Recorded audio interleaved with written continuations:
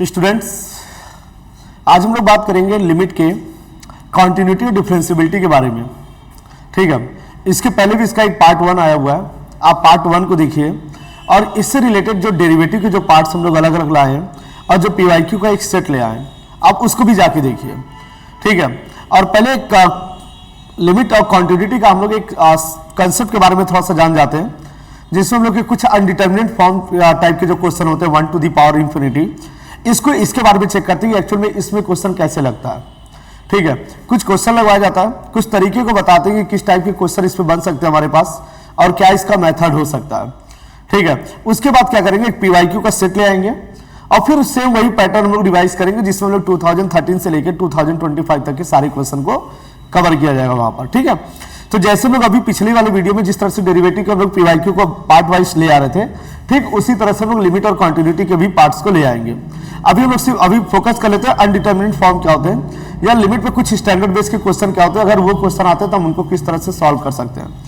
ठीक है, और कहां कहां पे वहां पे एल हॉस्पिटल रूल वगैरह हम लोग का यूज हो सकता है। ठीक है, तो पहले टाइप के क्वेश्चन पे देखते हैं जिसमें हम लोग के अनडिटर्मिनेट फॉर्म की बात करता है।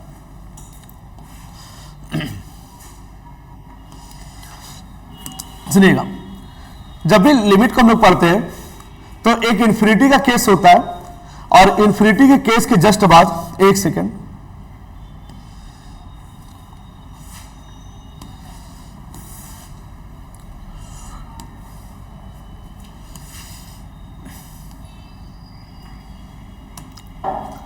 ठीक है, जब हम लिमिट के बारे में पढ़ते हैं तो लिमिट में हम लोग को एक इनफाइनाइट की एक सीरीज दिखती है और कुछ क्वेश्चन हम लोग को फैक्टर वाइज दिखते हैं।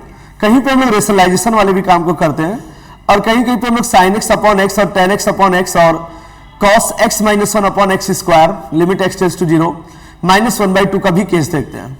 ठीक है, लेकिन आज जिस केस की बात करेंगे वो अनडिटर्मिनेट फॉर्म होगा। एक्चुअल में उसको किस तरह से सॉल्व किया जाएगा इसके बारे में थोड़ी सी हम लोग जानकारी लेते हैं। ठीक है, ध्यान दीजिएगा, उसका जो प्रोसेस होगा मेन सॉल्विंग लिमिट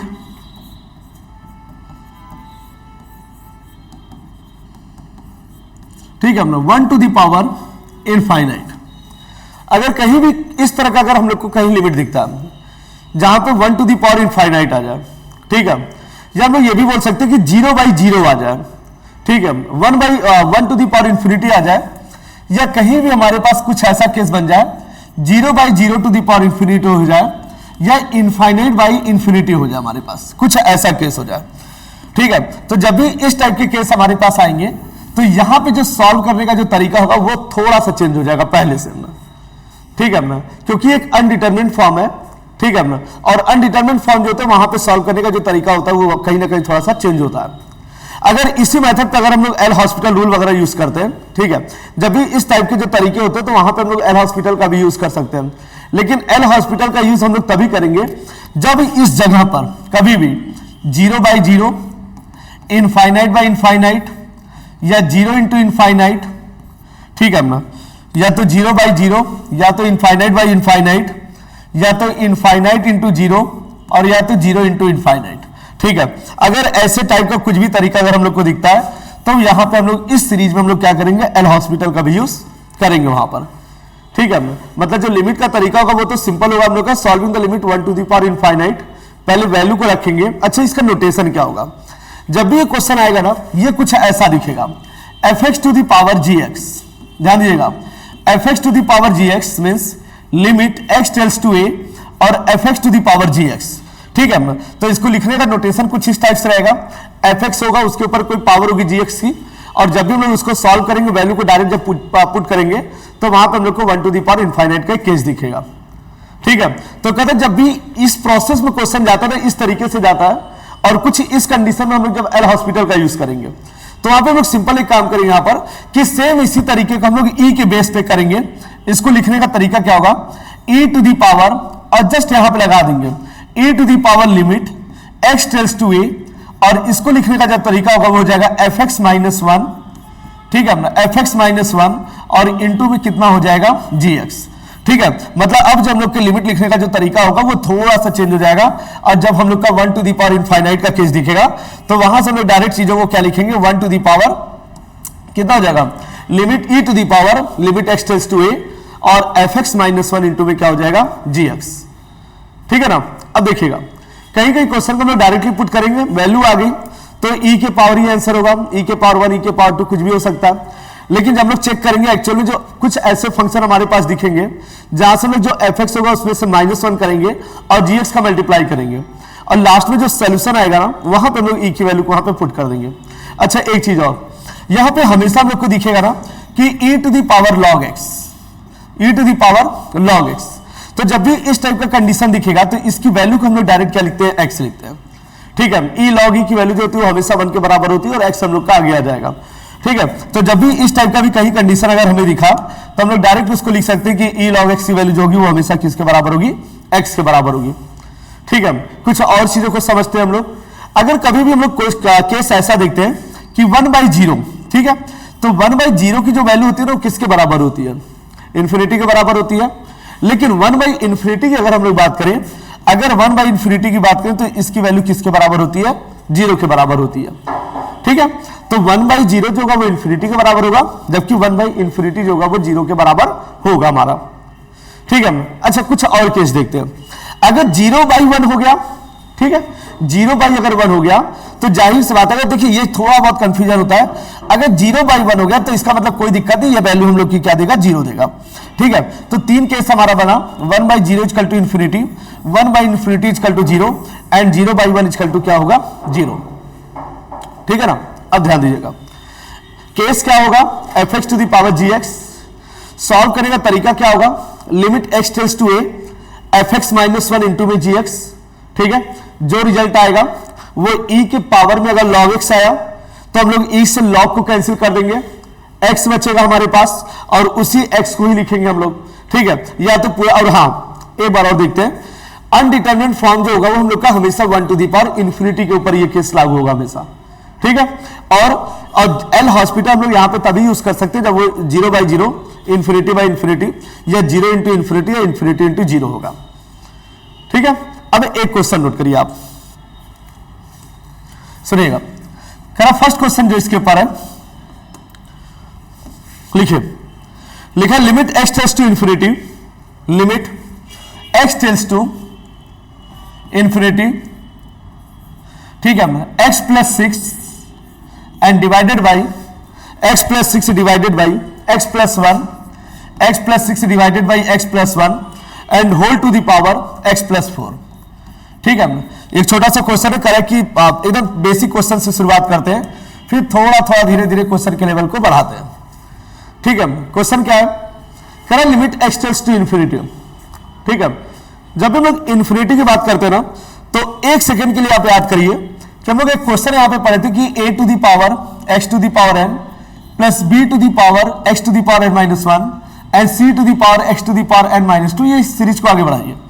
और जस्ट यहां भी क्या था हम लोग का, p into x to the power कुछ भी आप लिखिए m plus q into x to the power m minus 1, और इस सीरीज को भी जस्ट आप आगे बढ़ाते हुए चलिए। ठीक है, तो जब भी हम लोग का पावर डिग्री अगर हम लोग का सेम होता है ना, m और n, अगर m और n की वैल्यू इक्वल हो जाती है जब ये limit n tends to infinite का केस होता है। ठीक है, n टेंड्स टू इनफाइनाइट का जब भी केस होगा हमारे पास x टेंड्स टू इनफाइनाइट का, तो हमारे पास जो ये कोफिशिएंट है ना a और ये जो p है, यही कोफिशिएंट इसका क्या हो जाता है, हम लोग का आंसर हो जाता है। ठीक है, मतलब m और n अगर आपस में डिग्री में बराबर होंगे हम लोग के, तो जो उनके कोफिशिएंट होंगे वही उनका रेशियो हो जाएगा। ठीक है, अब वैल्यू को यहां पे चेक करके एक बार चेक करते हैं। करें limit x tends to infinity, तो देख के लग रहा है ना कि अगर यहाँ पे x टेंड्स टू इन्फिनिटी रखेंगे तो ये भी इन्फिनिटी हो जाएगा और टू दी पावर भी कितना हो जाएगा, इन्फिनिटी प्लस 4। मतलब एक तरीके से देखें, या इसको थोड़ा और सॉल्व करते हैं, ऐसे समझते हैं। ठीक है, यहाँ पे इसको अगर सॉल्व करें तो देख के लग रहा है कि limit x tends to infinity, और यहाँ भी पावर कितने की है, 1 की, यहाँ भी पावर कितने की है, 1 की।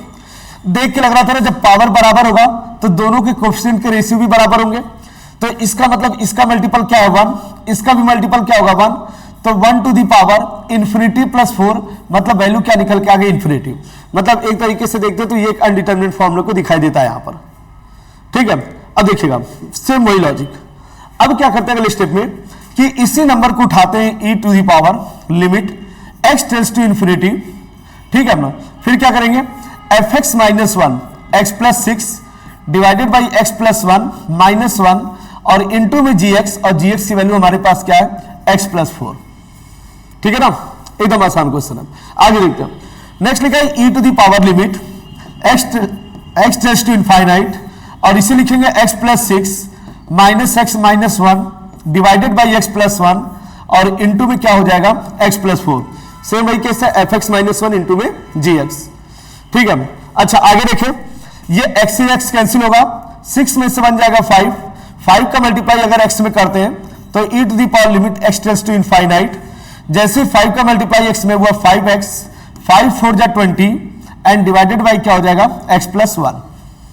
ठीक है ना, अब ध्यान दीजिए, दो limit x tends to infinite, ये भी x टू द पावर 1 है, ये भी x टू द पावर 1 है, इसका कोफिशिएंट 5, इसका कोफिशिएंट 1, तो e to the power answer कितना आ जाएगा 5/1, मतलब जो आंसर निकल के आएगा वो क्या होगा e के पावर 5। तो बस ऐसे ही टाइप के क्वेश्चन को हम लोग को यहाँ पर सॉल्व करना है। ठीक है, तो हम लोग एक बार अनडिटरमिनेट फॉर्म की वैल्यू को रखेंगे, देखेंगे ये एक्चुअल में ऐसा बन रहा है कि नहीं। अगर ये ऐसा बनेगा तो हम लोग डायरेक्ट वैल्यू को ले जाकर वहां पे पुट करेंगे और आंसर निकल जाएगा हम लोग का fx-1 से। ठीक है, एक क्वेश्चन और देखते हैं यहाँ पे, नेक्स्ट क्वेश्चन देखते हैं, लिखा limit x tends to infinite, limit x tends to infinite. ठीक है, x upon x+3, x upon x+3 whole to the power 3x, तो करा x upon x+3 whole to the power में 3x। ठीक है, सेम वैसा ही लॉजिक का question है। आप हर क्वेश्चन को रोकिए, वहां पे वीडियो को पॉज करिए, रोकिए और वहां पे की स्क्रीनशॉट लीजिए, पहले बार खुद से ट्राई कीजिए, फिर उसके बाद सोल्यूशन कीजिए। ठीक है, तो पहली बार आप खुद भी ट्राई कीजिए, पहले वाले क्वेश्चन को समझ में आया होगा तो वहां से हर क्वेश्चन का स्क्रीनशॉट लीजिएगा और फिर उसको अपने से ट्राई करने की कोशिश कीजिएगा। ठीक है, तो लिखा limit x tends to infinity x upon x+3 whole to the power 3x। ठीक है, अच्छा इसको भी सॉल्व करें, सेम वही लॉजिक, क्योंकि यहां पावर किसकी है, कोफिशिएंट कितना है 1, यहां भी 1 और x to the power 1, means ये x टू द पावर 1 वाला ही केस है। आगे क्या लिख सकते हैं, इसको चेक करें, तो इसकी वैल्यू कितनी जाएगी 1 to the power 3 into infinity, मतलब 1 टू द पावर इन्फिनिटी। ये भी सेम वही केस निकल के आ रहा है। ठीक है, सेम वही लॉजिक, जस्ट इसी क्वेश्चन के e के पावर में लगा दें, e के power limit x tends to infinite, just यहां पे कितना हो जाएगा x अपॉन x+3 -1 इंटू में gx, e to the power limit x tends to infinite, इसे कितना लिख सकते हैं x माइनस 3 अपॉन में x+3 इंटू में 3x, x कैंसिल कर दें, e to the power limit x tends to infinite, कितना बचेगा -3 का मल्टीप्लाई 3 में -9x एंड अपॉन में कितना आएगा x+3। ठीक है, अब देखिए यहां भी x के पावर 1, यहां भी x के पावर 1, यहां पे कोफिशिएंट -9, यहां पे कोफिशिएंट 1, इसका मतलब e टू द पावर कितना होगा -9, तो आंसर हम लोग का कितना हो जाएगा e to the power 1 upon e to the power 9 या e टू द पावर -9।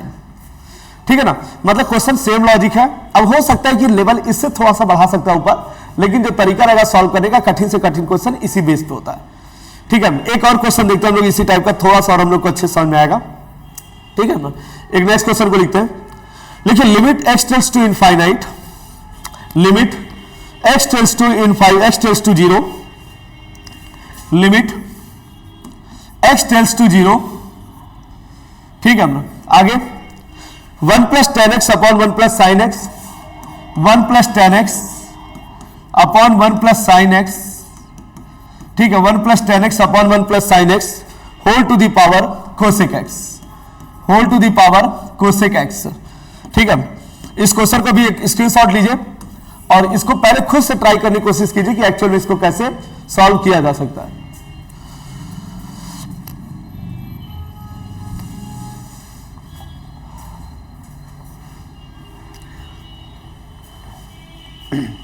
देखिए जैसी वैल्यू यहां पे पुट करेंगे x = 0, tan 0 की वैल्यू क्या होती है 0, मींस ऊपर क्या रहेगा 1, sin 0 की वैल्यू भी क्या होती है 0, मतलब 1/1 1 आया, जबकि कोसेक 0 की वैल्यू क्या होती है इनफाइनाइट, तो ये कितना हो जाएगा हमारे पास 1 टू द पावर इनफाइनाइट, मतलब ये भी केस हम लोग का किसका बनेगा 1 टू द पावर इनफाइनाइट का। ठीक है ना, फिर वही लॉजिक हम लोग यूज करेंगे, क्वेश्चन को क्या होगा e के पावर में ले जाते हैं, e to the power limit x tends to 0, ये से क्या लिखेंगे 1 + tan x upon 1 + sin x -1 और इंटू में कोसेक एक्स। ठीक है, मैं सेम वही लॉजिक लगाएंगे। फिर नेक्स्ट स्टेप में क्या होगा, e to the power limit x tends to 0, इसे कितना लिख सकते हैं 1 + tan x -1 minus sine x and divided by 1 plus कितना होगा sin x और इंटू में क्या हो जाएगा कोसेक एक्स। ठीक है ना। अच्छा आगे देखिए, ये 1 से ये 1 कैंसिल हो गया, e to the power limit x tends to 0, just यहां पे क्या बचेगा tan x minus sine x. ठीक है, अपॉन में क्या हो जाएगा 1 + sin x। तो देख के लग रहा था अगर tan x की वैल्यू को 0 रखते हैं तो ये कितना होगा 0, और tan x अगर 0 रखेंगे तो ये क्या हो जाएगा 0, माइनस साइन 0 की वैल्यू भी क्या होती है 0, लेकिन नीचे साइन 0 1 होगा तो यहां 1 आ जाएगा, मतलब 0/1। और हमें मालूम है कि 0/1 की वैल्यू जो होती है किसके बराबर होती है 0 के। तो डायरेक्टली अगर इसके आंसर को चेक करें तो e टू द पावर 0, तो इसका जो आंसर आएगा वो क्या हो जाएगा हम लोग का e टू द पावर 0, मतलब वैल्यू कितनी आ जाएगी 1 आ जाएगी। देखिए घुमा फिरा के समझ में एक ही बात आ गया कि जहां पे भी 1 टू द पावर अगर हम लोग को अनडिफाइंड दिखेगा, इनफाइनाइट दिखेगा, तो वहां पे हम लोग डायरेक्टली क्या करेंगे fx - 1 इंटू gx वाले केस को अप्लाई कर देंगे। ठीक है, एक क्वेश्चन और देखते हैं, इस पे और बहुत सारे क्वेश्चन को देखते हैं। लिखा limit x tends to π/4, limit x tends to π/4। ठीक है, तो करा limit x tends to π/4, 10x whole to the power 10x whole to the power 10×2x। ठीक है, 10x whole to the power 10×2x। एक बार आप इसको सॉल्व करिए, उसके बाद देखा जाए एक्चुअली में सॉल्यूशन इसका बनता क्या।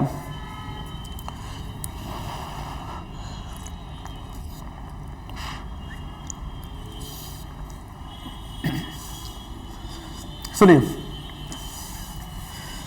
x π/4, जब π/4 को 10 की जगह रखेंगे तो 10 π/4 की वैल्यू क्या होती है 1, और जब 10×2x 10 इंटू π/4 रखेंगे तो 1090, और 1090 की वैल्यू क्या होती है इनफाइनाइट।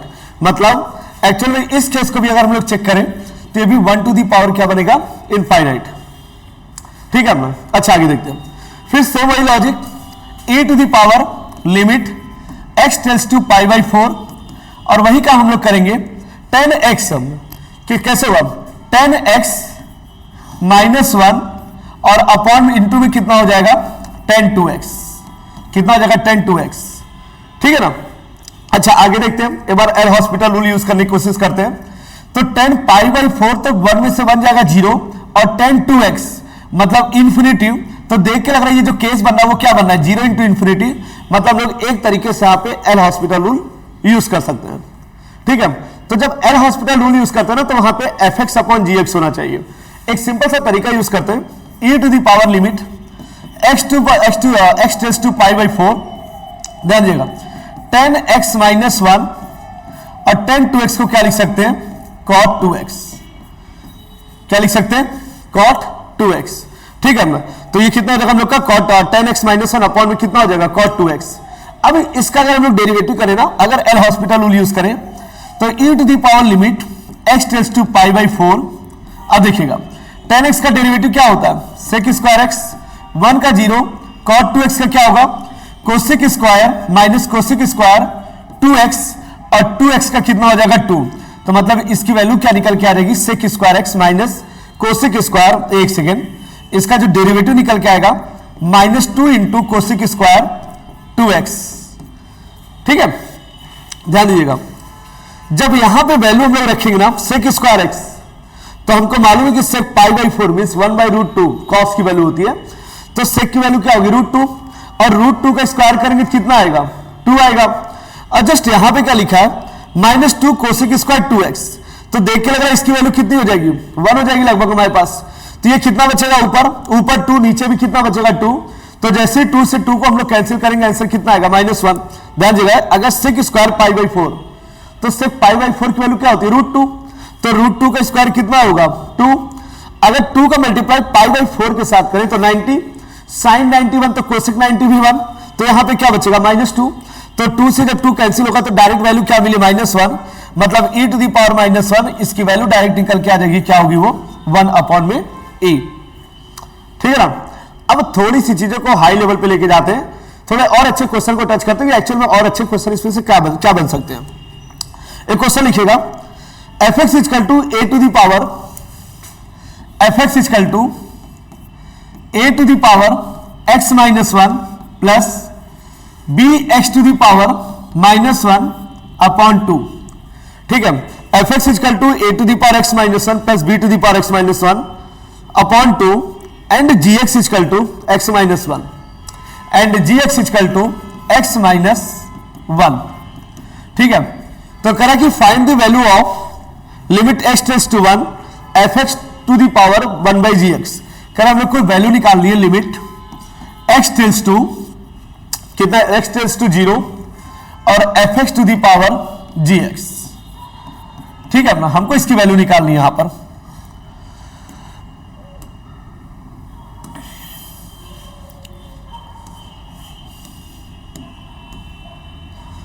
ठीक है ना, देखिए ये क्वेश्चन एग्जाम में आए हुए क्वेश्चन है। तो कह रहा है एफ एक्स दिया हमारे पास, अभी तक सारी चीजें लग के दे रही थी, यहां पे क्या किया कि एफ एक्स को अलग दिया और जी एक्स को अलग दिया। कह रहा है limit x tends to zero पर, कह रहा है एक्स टेंड्स टू जीरो पर, एक्स टेंड्स टू जीरो पर इसकी वैल्यू को हमको बतानी, एक्स टेंड्स टू जीरो नहीं, यहां पे एक्चुअल में एक्स टेंड्स टू वन होगा। तो यहां पे ध्यान देते हैं, यहां पे जो वैल्यू दी हो एक्स टेंड्स टू वन है। कह रहा है एक्स टेंड्स टू वन पे इसकी वैल्यू क्या निकल के आएगी, सॉल्व करिए।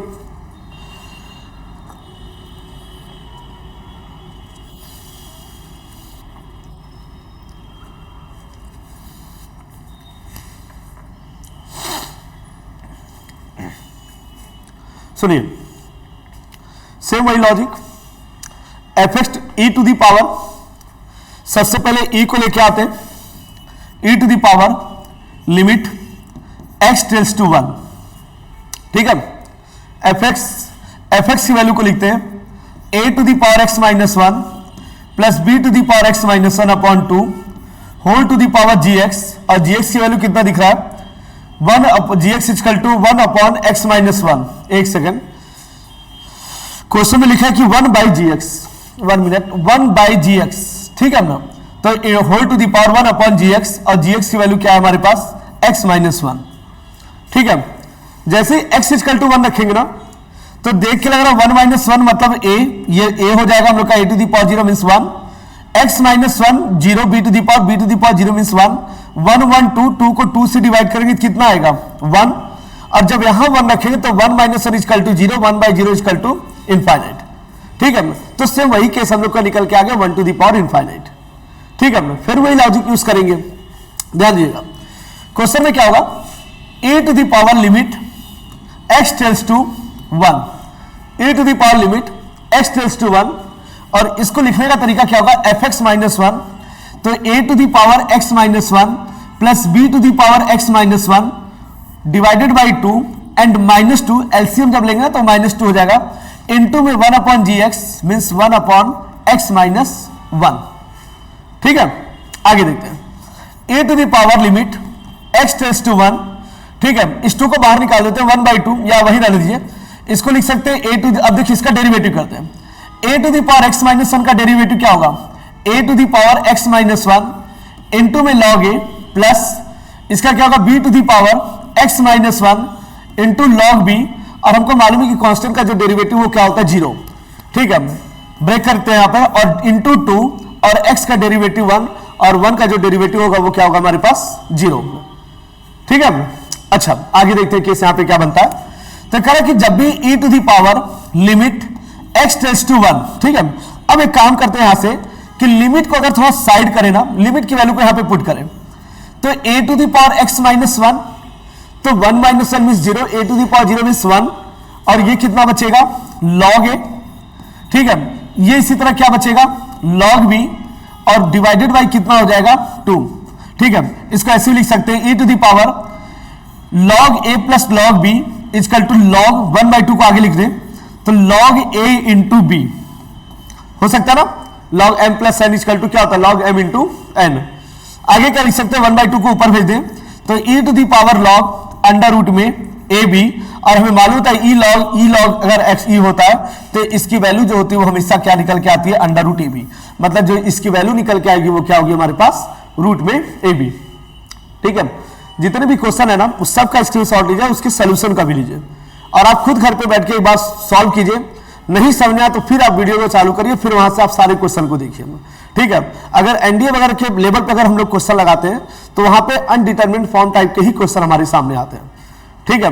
अब बाकी जो सीरीज के क्वेश्चन है वो पुराने वाले वीडियो में एक वीडियो कवर किए गए, आप उसको भी देखते रहिए, ठीक है। लिखिए अगला क्वेश्चन नेक्स्ट।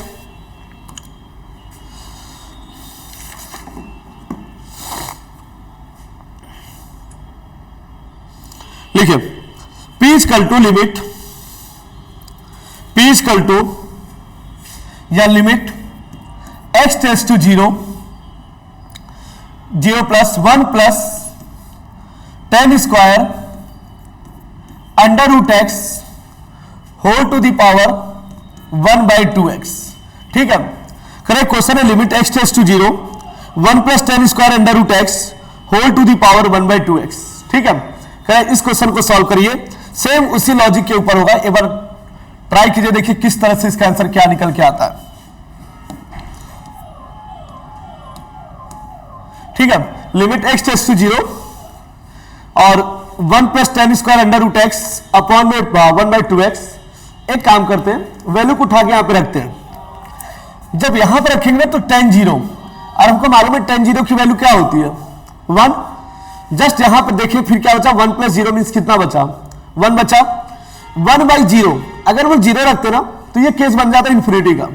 तो सेम फिर वही लॉजिक हम लोग के पास आ जाता है घूम फिर के कि ये भी जो केस बनेगा 1 टू दी पावर क्या बनेगा इन्फिनिटी का, ठीक है ना। फिर वही काम हम लोग करेंगे कि लिमिट, ठीक है, limit x tends to 0 e के पावर में fx माइनस 1, तो 1 प्लस 10 स्क्वायर रूट एक्स और माइनस में 1, एक सेकेंड, ठीक है ना, 10 square root x under root x minus 1 और इंटू 1 अपॉन में 2x, ठीक है। 1 अपॉन में कितना हो जाएगा 2x। फिर वही काम माइनस 1 से प्लस 1 को क्या करेंगे, कैंसिल करेंगे। फिर यहां से क्या निकलेगा e to the power limit x tends to 0। अच्छा, इसको ऐसे भी लिख सकते हैं 10 स्क्वायर अंडर रूट एक्स ना, तो इसको डायरेक्ट अगर हम लोग बनाना चाहें तो 10x अपॉन एक्स मीन्स इसको लिख सकते हैं 1/2 10 under root x upon under root x, और इस पूरे का ये क्या लगा सकते हैं हम लोग होल स्क्वायर, ठीक है ना। अब ध्यान दीजिए, अगर कहीं भी क्वेश्चन होता है हमारे पास लिमिट x टेंड्स टू 0 और 10x अपॉन में अगर x होता है तो इसकी वैल्यू जो निकल के आती है वो क्या होती है 1। तो जस्ट इसी तरह यहां भी अगर चेक करें limit x tends to 0 e to the power 10 under root x upon under root x, मतलब इस पूरे की वैल्यू 1 हो जाएगा। तो जो आंसर निकल के आएगा वो क्या होगा हमारे पास e के पावर 1/2, ठीक है ना। तो जैसे यहां पे ये लिखा हुआ है वैसे ही लिखा हुआ है limit x tends to 0 10 under root x upon में क्या हो जाएगा अंडर रूट एक्स। जो एंगल यहां पे होता है उसी से डिवाइड होना होता है, तो उसकी वैल्यू क्या हो जाती है 1। मतलब जो इसका आंसर निकल के आएगा वो e टू द पावर 1/2 होगा, ठीक है। एक नेक्स्ट क्वेश्चन लिखिएगा, limit x tends to 0 limit x tends to 0 4 to the power x plus 9 to the power x 4 to the power x plus 9 to the power x divided by 2 and whole to the power 1/x, ठीक है ना। पहले आप इसमें 1 minute का समय लीजिए, कोशिश कीजिए पहले खुद से सॉल्व करने का, ठीक है ना, कि एक्चुअल में क्वेश्चन किस तरह से इसको सॉल्व किया जा सकता है। Limit x tends to 0 4 to the power x plus 9 to the power x divided by 2 और whole to the power 1/x।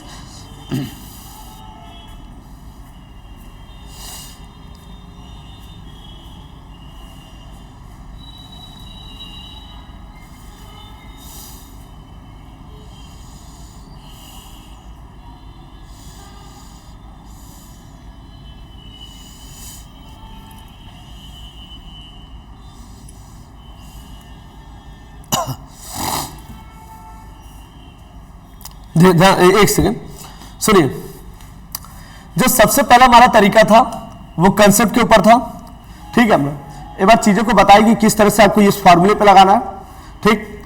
उसके बाद जो क्वेश्चन थे हम लोग के उससे थोड़े से अलग अलग क्वेश्चन थे हमारे पास जो एकदम बेसिक लेवल का था, ठीक है। जैसे जैसे हम क्वेश्चन पे आगे बढ़ते हुए गए वैसे वैसे जिस तरह का लेवल था हम लोग का, इस टाइप के क्वेश्चन पर हम लोग पहुंचते गए। ठीक है, जब हम लोग डेरिवेटिव करते हैं ना, तो वहां पे एक फार्मूला होता है a की पावर x का, लिमिट x टेंड्स टू 0। एक फार्मूला था हमारे पास a to the power x -1 upon में a, और इसकी वैल्यू जो निकल के आती है a to the power x -1 upon x, ये इक्वल होता है किसके, log a के। ठीक है ना, तो a के पावर x -1 अपॉन x इस डिवाइडेड बाई जब x होता है तो इसकी वैल्यू जो होती है वो किसके बराबर होती है, log a के।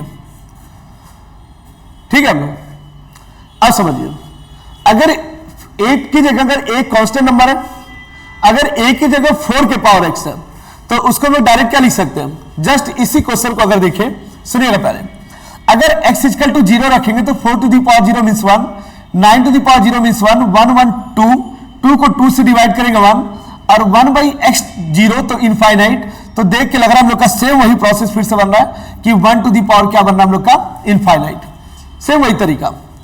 ठीक है, फिर उसी लॉजिक को यूज कर दे। अब देखिए कैसे होगा, लिमिट x टेंड्स टू 0, और यहां पे क्या लगा देंगे, e के पावर, सेम वही काम, 4 to the power x plus 9 to the power x divided by 2 -1 और इंटू में gx, fx -1 इंटू में क्या होगा, gx। ठीक है, फिर उसी रूल को अप्लाई करते हैं, a to the power limit x tends to 0, ये कितना आएगा, 4 to the power x plus 9 to the power x -2 and divided by 2 into में 1 बाई x।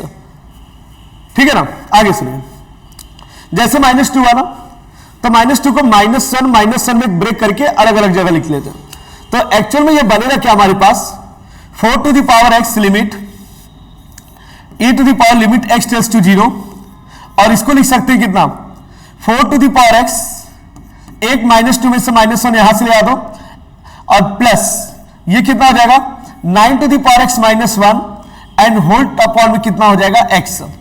ठीक है ना, देखिए क्वेश्चन का तरीका पहले से हो गया है, बस यहां पे चीजों को एक बार डिराइव किया जा रहा है, किस तरह से इसको हम लोग सिंप्लीफाई कर सकते हैं।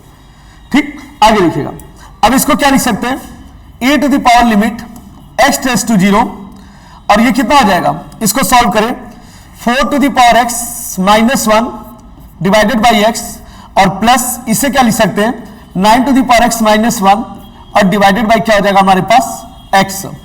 ठीक है ना, बस हम लोग x को क्या किए, एलसीएम लेंगे, फिर से हमारे पास सेम वही चीजें आ जाएंगी। ठीक है, आगे देखते हैं।